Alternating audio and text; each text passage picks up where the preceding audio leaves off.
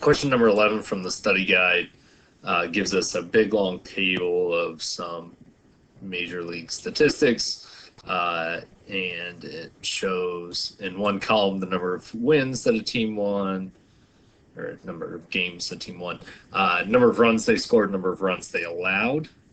Part A asks us to create a linear regression equation relating the number of games a team won. So they want us to call games won X and runs scored Y.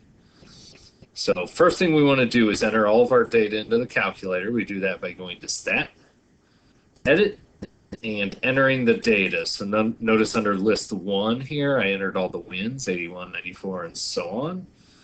List 2, I entered all the runs scored, and list 3, runs allowed.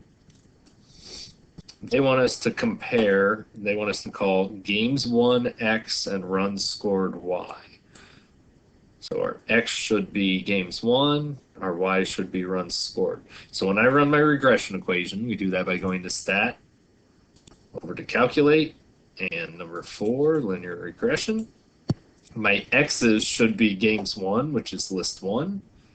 My Y should be runs scored, which is list 2.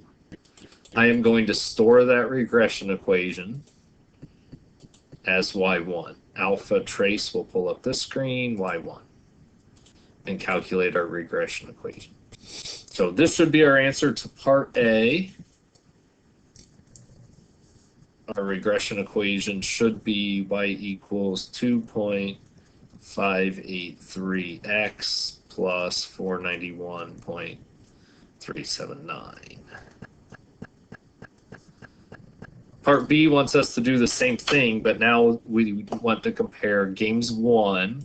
So list 1 is going to be my X to runs allowed. Runs allowed is list 3. That should be my Y. So Stat, calculate my linear regression equation. My X's are list 1. My Y's are list 3. List 3 is right down here in blue on the 3 button. So second 3 to change to list 3. And we want to store it, but I don't want to store it in Y1. I want to store it in Y2 so that it doesn't save over my previous equation. So Y equals negative 5.41x plus 1138.810. And then part C says if a team scores the same number of runs as they allow, how many games would we expect them to win?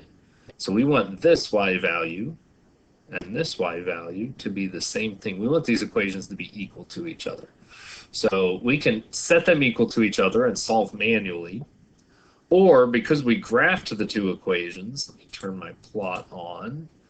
Plot 1 is on. I'm going to turn plot 2 on as well so we can see both scatter plots. The second scatter plot compares list 1 to list 3.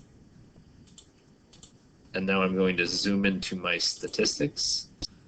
And there was my first line. There's my second line. We can't really see which points match up with which graph, but that's okay.